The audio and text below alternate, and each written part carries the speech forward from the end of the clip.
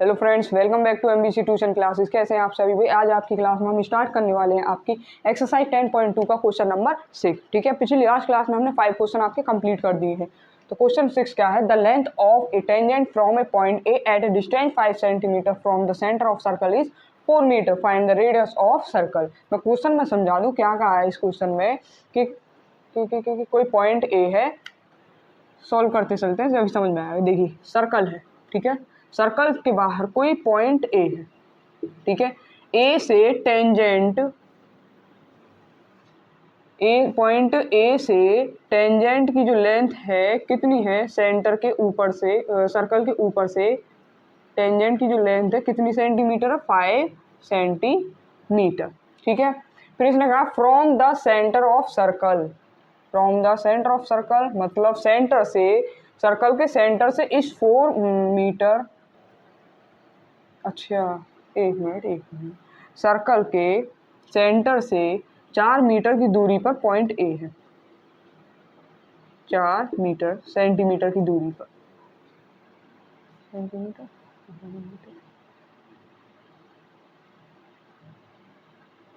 Metre. ये कह रहा find the radius of the circle. हमें फाइंड करना है सर्कल की रेडियस। ये हो गई ए पी ओ। ढंग से क्वेश्चन समझा दूं एक बार आपको, जब समझ में आएगा। कोई सर्कल है और इसके बाहर कोई पॉइंट ए है। पॉइंट ए से टेंजेंट की जो डिस्टेंस दी है, लेंथ दी है, वो कितनी है? 5 सेंटीमीटर। फिर कहा है from the centre of circle is 4 metre. Point A से सर्कल के सेंटर की जो डिस्टेंस है वो कितनी है? 4 मीटर है। तो फाइंड करना, find the radius of circle. ये सेंटीमीटर है, मैंने मीटर लिख दिया, सेंटीमीटर। हमें यहाँ से क्या फाइंड करनी है? रेडियस फाइंड करनी है, ओ पी। अब देखिए यहाँ पर टेंजेंट और रेडियस जिस पॉइंट पर मिलते हैं वो क्या होता है? Point of contact. और कितने डिग्री का है? 90 डिग्री का। तो लिखेंगे P is equal to 90 degree. Theorem first के अकॉर्डिंग, थ्योरम 10.1 के अकॉर्डिंग। अब मैं लिख भी दूँ थ्योरम क्या है? टेंजेंट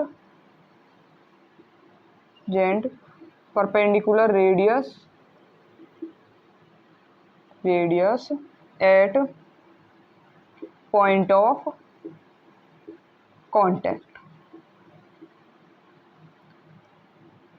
देखिए अब आपको ये बात तो पता है, जिस पर 90 डिग्री के एंगल के सामने वाला जो साइड होती है वो कितने क्या होती है? हाइपोटेनियस। ये होगी हाइपोटेनियस। और ये हमारा क्या है? बेस। और ये हो गया परपेंडिकुलर। तो यहाँ हम कौन सा फॉर्मूला यूज करेंगे? Pythagoras formula, by Pythagoras theorem.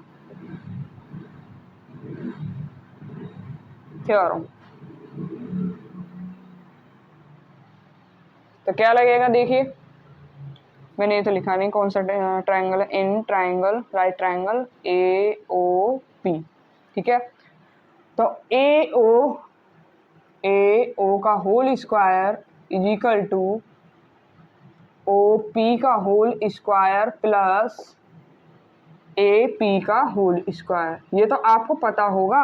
Hypotenuse का स्क्वायर जो होता है बेस और परपेंडिकुलर के स्क्वायर के सम के बराबर होता है। ठीक है, हमने यही चीज यूज करी है। हाइपोटेनियस हो गया ओ ए, ठीक है, बेस हमारा हो गया ओ पी, और परपेंडिकुलर हो गया हमारा कितना? P A. ठीक है, हाइपोटेनियस कितना है? ओ ए 4, 4 का square is equal to base क्या है हमारा? बेस हमें फाइंड करना है ओ पी का होल स्क्वायर प्लस परपेंडिकुलर है हमारा 5 का स्क्वायर। ये कितना हो जाएगा? 16 is equal to O P का होल स्क्वायर। एक मिनट, 5 सेंटीमीटर 4 सेंटीमीटर, ठीक है, ओ पी का स्क्वायर प्लस 25। इसको हम इधर लेके आएंगे। 16 minus 25 is equal to O P का होल स्क्वायर। यहाँ कितना बचेगा? -9। तो 9 is equal to O P का स्क्वायर। स्क्वायर को जब हम इधर लेके आएंगे तो क्या हो जाएगा? √9 is equal to O P. 9 के फैक्टर क्या हो जाएंगे? 3 into 3 is equal to O P. O P की वैल्यू यहाँ से क्या निकल के आएगी? 3। ये क्या हो जाएगी? सर्कल की रेडियस। तो लिख देंगे रेडियस ऑफ सर्कल कितनी है? 3 सेंटीमीटर। ये आ जाएगी 3। तो क्वेश्चन 6 का आपका सॉल्यूशन ये निकल के आ चुका है। 7 करेंगे, इसे जल्दी से नोट करिए।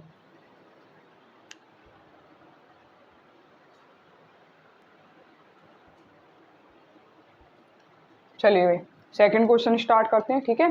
फिर इसके बाद क्लास को यहीं लास्ट करेंगे। क्वेश्चन सेकंड में क्या है, टू कॉन्सेंट्रिक सर्कल। सबसे पहले तो हम समझते हैं to concentric circle. To concentric circle का मतलब होता है कि जो एक बड़ा सर्कल है उसके अंदर छोटा सर्कल होना। इस तरह से ये सर्कल बड़ा है, इसके अंदर कोई छोटा सर्कल इस तरह से, ठीक है।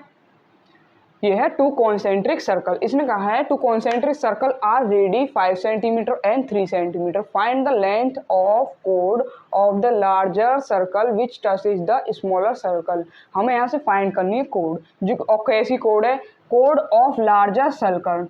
तो जो हमारी कोड है वो क्या है, लार्जर सर्कल के अंदर है, मतलब बड़े वाले सर्कल के अंदर है।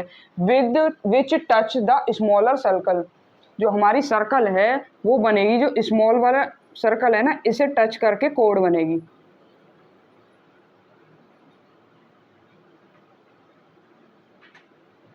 इस तरह से हमारी कोड बन जाएगी। क्वेश्चन में ये कहा है, ठीक है। जो हमारी कोड बनेगी वो लार्जर सर्कल के अंदर बनेगी, स्मॉलर सर्कल को टच करती हुई।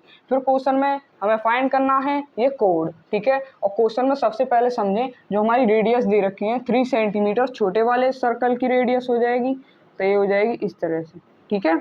और बड़े वाले सर्कल की रेडियस कितनी है, 5 सेंटीमीटर। ये 3 सेंटीमीटर हो गई और ये हो गई कितनी, 5 सेंटीमीटर। ये O है, इसको मान लो A, इसको मान लो B, AB, और ये हो गया पॉइंट P। अब आपने क्या पढ़ा था कि जो हमारी थ्योरम फर्स्ट होती है, थ्योरम 10.1 में क्या पढ़ा था कि जब टेंजेंट और रेडियस जिस पॉइंट पर मिलती है वो कितने डिग्री का हो जाता है, एंगल 90 डिग्री का हो जाता है। तो 90 डिग्री, ठीक है। तो पहले लिखेंगे AB is tangent of A small circle. जो हमारी ए बी है टेंजेंट है, ए बी टेंजेंट है, वो किस पर है, स्मॉल सर्कल पर है, ठीक है। पी क्या है हमारा, point of contact. P is point of contact. जो हमारा पी पॉइंट ऑफ कॉन्टैक्ट है, तो पॉइंट ऑफ कॉन्टैक्ट कितने डिग्री का एंगल बनता है, 90 डिग्री का। तो angle P is equal to 90 degree, ठीक है। इतनी बात समझ में आ गई। अब देखिए ये हमारा क्या बनना है, राइट एंगल ट्राइंगल। जिस साइड एंगल होता है, जो एंगल है आपका 90 डिग्री, एंगल के सामने वाली जो साइड होती है वो क्या होती है, हाइपोटेनियस। और ये हो जाएगा हमारा परपेंडिकुलर, और एंगल है इस साइड, तो ये होगी हमारी बेस। तो हमारा यहाँ पर कौन सा फॉर्मूला यूज होगा, बाई पाइथागोरस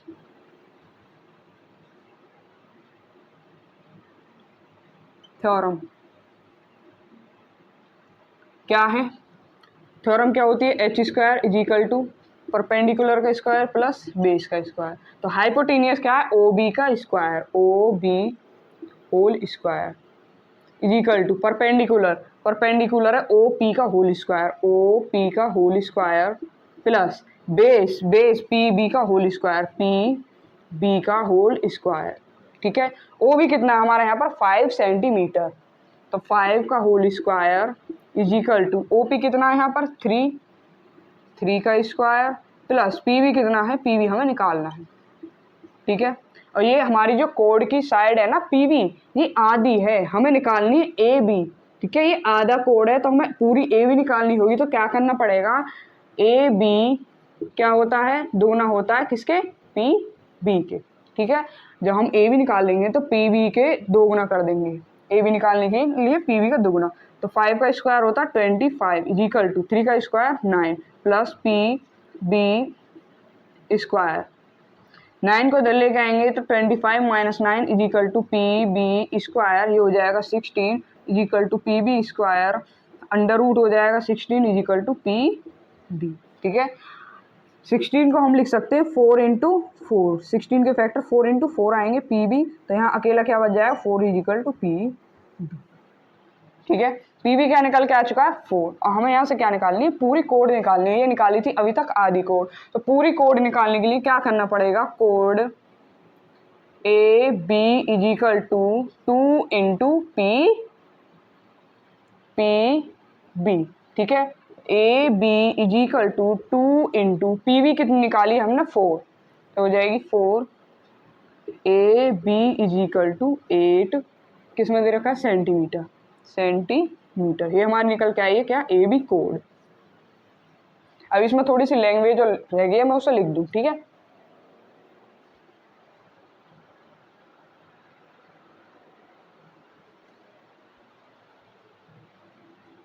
तो ये हो गया आपका कंप्लीट क्वेश्चन नंबर 7, ठीक है। तो आज की क्लास में हम क्वेश्चन नंबर 6 और 7 कंप्लीट कर चुके हैं। आपको क्वेश्चन पसंद आए तो लाइक कीजिए, सब्सक्राइब कीजिए और अपने सभी दोस्तों के पास ज़्यादा से ज़्यादा शेयर कीजिए और नेक्स्ट क्वेश्चन के लिए हमारे चैनल को सब्सक्राइब कीजिए।